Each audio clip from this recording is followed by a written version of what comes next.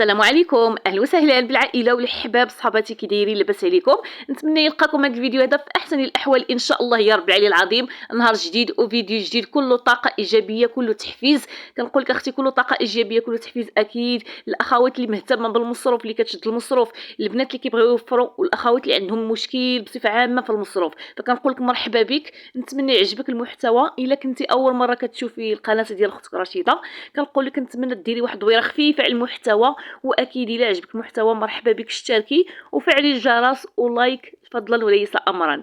فنبداو الفيديو ديالنا كيف العاده بالصلاه على النبي. اللهم صل وسلم وبارك على سيدنا محمد وعلى اله واصحابه اجمعين. الله يبارك لكم الاخوات في الرزيق ديالكم، والله يخلي لكم الصحيحه ديالكم لانها اهم حاجه في الدنيا من المال. فالاخوات اليوم غادي نشارك معكم التنظيم ديال التقديه. واخا غادي تقولوا لي يا رشيده كيفاش التنظيم ديال التقديه وحنا اليوم في الشهر راه 13 بقى تقريبا نص ديال الشهر. هذا هو الهدف من الفيديو بالنسبه للاخوات اللي عندهم مشكل، اللي عندها اختي مشكل في التقديه.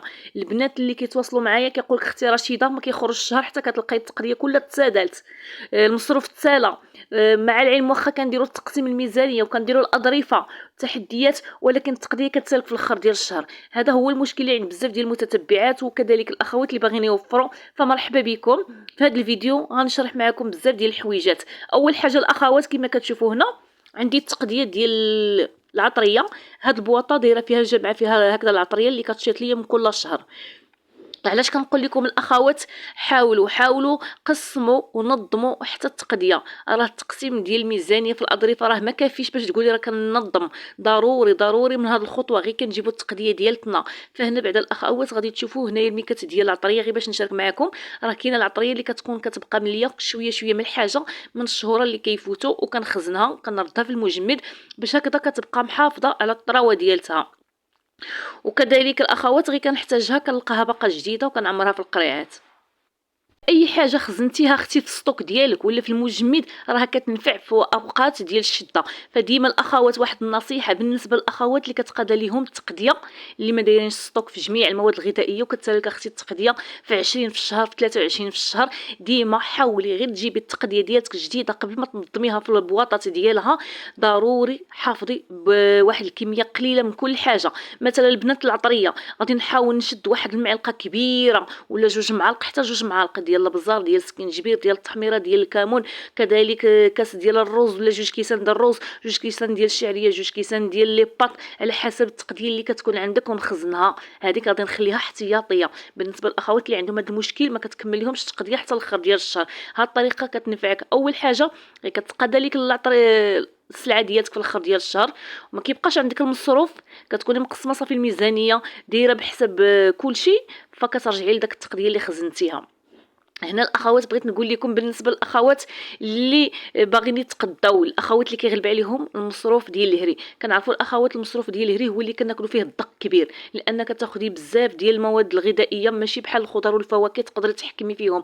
نقدر واحد النهار ما غاديش ندير الخضر، مثلا كانت الخضره غاليه نقدر واحد النهار غادي ندير باني اختي غير بالعديسه، نقدروا ندير شويه ديال العدس، ندير شويه ديال العدس واخا تبقى لي غير كميه قليله نقدر ندير شويه ديال العدس نزيد معها ندير شويه ديال الفريت شويه الشلاطه. المهم نوع الطبيله ديالتي، لان التنوع الاخوات ما كيخليش الانسان يحس بالاقتصاد. وكذلك حتى الطبيله كتفتح لك الشهيه كما كنقولوا، راه العين كتسبق.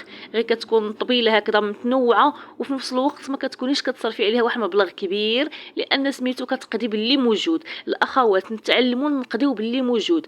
كذلك الاخوات اللي كتقول لك اختي رشيده انا غير كنبغي ندير الغدا، واحد النهار مثلا كنلقى اللحم تسالى ليا ولا هكذا، خصني نهز نجيب على الاقل واحد 20 درهم ولا 30 درهم باش ندير لوليداتي الغدا.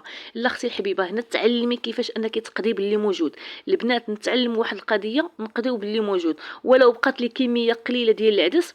كذلك واحد المشكل كتقول كيخليوه لي المتتبعات في التعليق، رشيده كتبقى لي كميه قليله ديال العدس وفي الاخر ديال الشهر ولكن ما كيكفينيش الغدا، كنضطر انني نسلف ولا نهز من التوفير باش انني نمشي نجيب مثلا شي حاجه اخرى اللي غنديرها للغدا.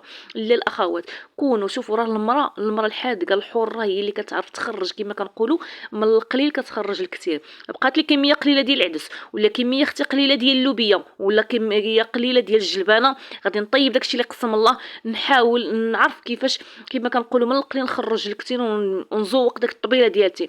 نزيد اخيتي بقات ليا واحد جوج مطيشات وواحد جوج فلفلات نجبدهم اخيتي وندير سميتو تكتوكه. بقاو لي واحد جوج دنجالات ندير بهم شويه ديال الزعلوك، نجيب ندير شويه ديال الشلاضه، نجيب كذلك بقاو لي واحد جوج خزويات هكذا نحمضهم ونشر منهم ونحمضهم هكذا. ونتعلموا البنات نتعلموا حاجه بسيطه نخرجوا حاجه زوينه. ها اللي بغيت نوصل لكم هذه الفكره. راه المراه ماشي هي فقط انك غير اللي كتوفر كتقسم غير الاظرفه وديري واحد الظرف ديال التوفير وصافي تبقى تصرف وفي الاخر غير تزير تقولي واه الميزانيه اللي قليله ورجعت هزيت من داك الظرف ديال التوفير. لا، نتعلموا ونخرجوا طبيله من داك الشيء اللي موجود. كذلك الاخوات، ها انتم هاد التقدير اللي كتشوفوا هنايا بالنسبه لهاد التقديه اللي حدايا كنشاركها معكم، هذه الاخوات التقديه باقي ما قصتها، هذه ديال الشهر اللي كنت شاركت معكم. ها نتوما كيما تقديتها معكم باقا. ها نتوما اللي بغيت نوصل لكم واحد الفكره، نتعلموا الاخوات نجبدوا الشهر. علاش كنقول لك اختي الحبيبه جبدي الشهر؟ شنو الهدف منك غير كتجبدي الشهر؟ اول حاجه كل ما ربحتي الوقت، شحال ما جبدتي من الشهر.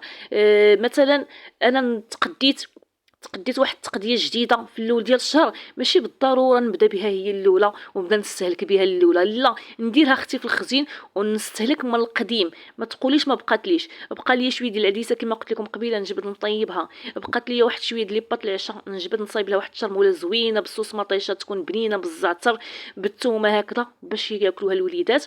ندير فيها شويه ديال الفرماج الا كاين، ما كاينش موتزاريلا ندير غير فرماج اختي المثلث وها هي دي كطلع بنينه. يعني نقدو باللي موجود باش هكذا كل ما كتجبدي الشهر كل ما كتربحي نتينا الوقت. كل ما جبدتي الايام اسبوع، الا جبدتي اسبوع ولا غير 5 ايام البنات راكي كتربحي، كوني متاكده غادي توفري.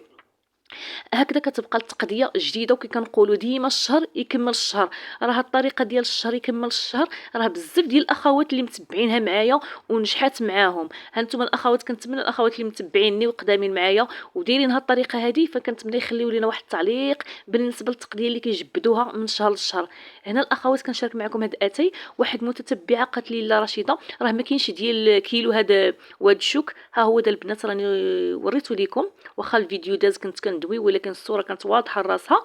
راه اختي ها كاين ديال كيلو وكاين ديال 2 كيلو، لان بغيت نجاوبتها ولكن غير جات تفكرتها وانا قلت غادي نصور هنايا الاخوات باش حتى هما اللي كيقلبوا على كيلو يلقاو. وهاد الشوك الاخوات راه كاين فيه ديال كيلو وكاين ديال 2 كيلو. هو اقتصادي. هاد النوع اتاي ديما كنشاركو معكم لان مازال الاخوات كيجيوني عليه بزاف الاسئله رشيده الثمن ديالو. الاخوات بين ديك 55 درهم حتى 60 درهم. ما بقيتش عاقله بالضبط نهار تقديت، ما بقيتش عاقله، ولكن راه ما فايتش واحد 60 درهم، اما 55 اما 60 درهم. من قبل الاخوات غير كانت السلعه رخيصه، كان كيدير غير 45 درهم الكيلو، 45 درهم. فالاخوات اللي باغيين ياخذوه غير ياخذوه، راه زوين بزاف كنقولها لكم ديما. هانتوما البنات وكيدوز مده طويله واقتصادي حتى بالنسبه للاخوات اللي كيخدموا على الستوك ديالهم. تقدري تشريه وديريه اختي في بيت الخزين ديالك.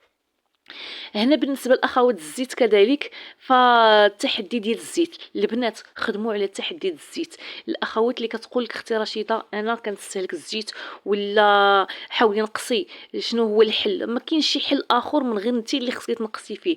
نقصي اختي اللي قلي، حاولي تنقصي القلي، حاولي ديري كلشي في الفران. اللي كي كتعلمي ديري داك نص كاس الزيت ولا ربع، حتى ما قديتيش على ربع نديرو اختي نص كاس. هنا الاخوات القرعه اللي كنت شريتها من بيم، هذه الاخوات كنت خديتها من بيم زوينه بصراحه عمليه غزاله. هانتوما كترش، هذه اول حاجه كتقتص لك على الزيت وعمليه هكذا. غير كتبغي ترشي شي لاطا، تبغي ديري كيكه ولا تبغي ديري الكاطو ولا تبغي ترشي على الدجاج ولا على الحوت، فهي زوينه كتقتص لك حتى على الزيت. فعط انك يبقى تخوي من القرعه تخوي لك الكميه كبيره، يعني هذه كتخوي لك غير القياس ديال الزيت. فهي زوينه. الا لقيتوها الاخوات غير خذوها، راه كيتباعوا في المدينه هكذا في الاسواق، كيكونوا عند صحاب الاواني اللي كيبيعوا الاواني. غير دخلوا سولوهم، هي زوينه بصراحه اقتصاديه وكتجي انيقه حتى في الكوزينه، صغيره وكدوز لك. خليوها فقط مثلا هكذا الا بغيتي ترشي شي لاطا ولا بغيتي ترشي على الدجاج الحوت هكذا، كتبقى خاصه غير هكذا اللاطات اللي بغيتي ترشيهم. هاد الصغيره هذه كانت عندي حتى هي كندير فيها كذلك، كندير فيها زيت العود. فبالنسبه للاخوات اللي كيسولوا على زيت العود، زيت العود رشيده في نفس الثمن ديالو. فالبنات زيت العود راه سميتو طالع هاد العام راه وصل حتى ل 150 درهم في شي مدن، وكاينين عاوتاني اللي كيبيعوا 120 درهم على حسب. المهم فبالنسبه كاينه الزيت القديمه كدير 100 درهم، وكاينه 100 و200 درهم على القديمه كنهضر. اما بالنسبه للجديده اللي كيقولوا غادي توصل حتى ل 150 درهم. فقط الناس اللي كنعرفهم عندهم الزيتون البنات هاد الهضره اللي جبتها وصافي. اما حد الان باقي ما كاين شي حاجه مضبوطه هكذا، لان حتى يوصل ان شاء الله وقت الزيتون عاد غادي يبان الثمن الحقيقي ديالو. الاخوات اللي باغيين يدخلوا معايا للتحدي فمرحبا ديال الزيت العود. واخا سميتو ما بقاش شي وقت كتير، ولكن كما كنقول لكم ديما واخا قليل اللهم قليل ولا والو في مره. يعني واخا الانسان شحال ما بغى يدير هذا التحدي. بالنسبه للاخوات اللي كيديروا التحدي ديال الزيت العود، لان كاينين الاخوات الله يحسن العوان عندهم ميزانيه محدوده، ما عندهاش شي ميزانيه اخرى باش انها الزوج اللي غيتكلف، ولكن غير طلبتوا مني هذا الفيديو هذا ولا هذا الموضوع فمرحبا البنات دابا نشاركوا معاكم. هنا هاد القريعات البنات المهم عمرتهم وستفتهم وعمرت داك العطريات. انت اختي شوفي التقديه ديال اختك رشيده كانني عاد تقديتها اليوم، ولكن شوفي انت اليوم الشهر فيه 13 وانا التقديه باقا جديده اللي كنت قديت معاك باقا. يعني هاد التقديه اللي بغيت نوصل لكم الفكره راه غادي تدوز لي هاد الشهر، وغادي تدوز لي كذلك النص ولا واحد 10 ايام في الشهر ان شاء الله باذن الله شهر 10. ها علاش كنقول لك المصروف الا بغيتي يكفيك والتقديه باش تكفيك خصك انت تحكمي فيها. هنايا البنات هاد القريعات هادو كذلك زويونين كيفعوني بزاف. هاد القريعات هادو عندي هنايا القهوه كذلك الاخوات، القهوه اللي كنت خديت معاكم في الشهر باقا عاد غادي نحلها وعاد غادي نقول بسم الله نبدا فيها. اي حاجه كتخزنيها ولا اي حاجه اللي كديريها في السطوك ديالك كتنفع. يعني بالنسبه لي انا الاخوات هاد الشهر اليوم 13 ويعني راه تقريبا نص ديال الشهر، فهاد السلعه غادي تدوز ليا حتى الشهر 10. يعني راه بامكاني نوفر اكثر.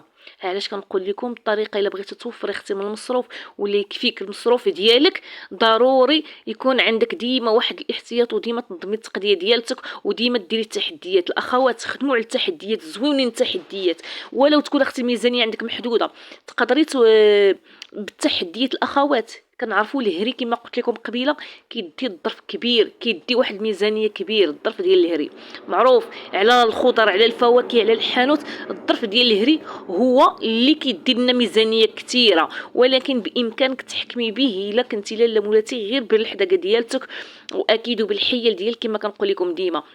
تقدري اختي تصرفي ب 300 درهم الهري، تكوني كتصرفي ب 600 درهم. الا بغيتي تصرفي 300 درهم بامكانك تصرفي بالتحديات. نجبدوا الشهر، نحاولوا نديروا اسبوع بدون اللحوم، نحاولوا نديروا اسبوع بدون مال. اسبوع بدون مال كتعجبني ديك الفكره ديال الاخر ديال الشهر. البنات الاخوات الا بغيتوا بحال هذا النوع ديال الفيديوهات مرحبا ما عليكم غير خليوه ليا في التعليق ونشارك معكم.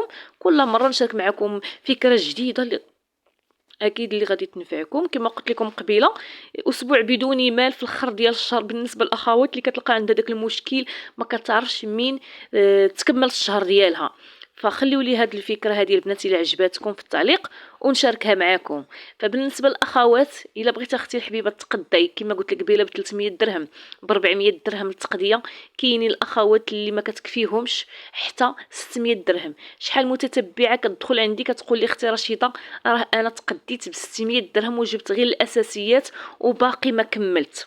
راه المشكل ماشي في الغلا، متفقه معكم. ولو كاين الغلا الاخوات الغلا راه كاين في جميع المدن فين ما مشيتي، ولكن راه ديما كنقولها لكم في نفس الوقت كاين الغلا وكاين الرخاء. يعني انت اللي كتحكمي واش في الغلا وفي الرخاء، انت اللي شنو كتبعي، واش كتبعي الغلا ولا كتبعي الرخاء. يعني غير كنتقدى في السلعه نحاول ما نتشرطش. الاخوات الوقت ماشي ديال باش نتشرطوا، لا انا بغيت هذا البرودوي اللي زوين الكوز ديال الماعن، لا ما بغيتش ناخذ هذا، لا مثلا باغا ناخذ هاد النوع ديال الفرماج اللي زوين، لا ما غناخذش هذا، لا باغا ناخذ هاد النوع زوين ديال الزيت. راه الزيت بصفه عامه ماشي صحيه، الزيت اللي كنطيبوا بها غير باش تكونوا عارفين الاخوات. فالانسان يعني نتقداو كما كنقولوا بالذكاء ديالنا، يعني بالحيال ديما، ولو يكون اختي السلعه توصل غاليه، ولو ان الاثمنه كتزاد شهر على شهر، ولكن ديما غادي نخدم انا العقل ديالي. ديما كنقول لكم الاخوات راه كاين الغلا وكاين الرخاء. فبالنسبه للاخوات اللي باغيين يوفر من المصروف، اللي باغا تبقى مرتاحه مع الميزانيه ديالتها بلا ما تزير، اللي باغا ديما بيت الخزين ديالك اختي يبقى ديما عامر، سواء الاخر ديال الشهر ولا الاول ديال الشهر. كذلك خدمه خيتي على التحديات، ديما جبدي الشهر، كل ما جبتي الشهر غادي تربحي وغادي ترتاحي. وجربي. هنا الاخوات بعد ما ساليت، هنا كنشارك معكم هذا الكرعين الاخوات بقى ليا من العيد. شكون اللي بحالي عاد طيبتو، عاد كتب البنات باش نطيبو، درتو ليهم مع الحمص هكذا باش ياكلوه الدراري، حيت عندي ولدي وبنتي ما كياكلوهش، غير بنيه صغيره اللي كتنقب معايا. ما درت لهم شويه ديال الحمص هكذا باش يتكل. فانتم شوفوا البنات كما قلت لكم غير قبيله، اي حاجه اختي بقات لك في السطوك ديالك، اي حاجه خزنتيها راه غير كتوقفي عليها كتلقايها.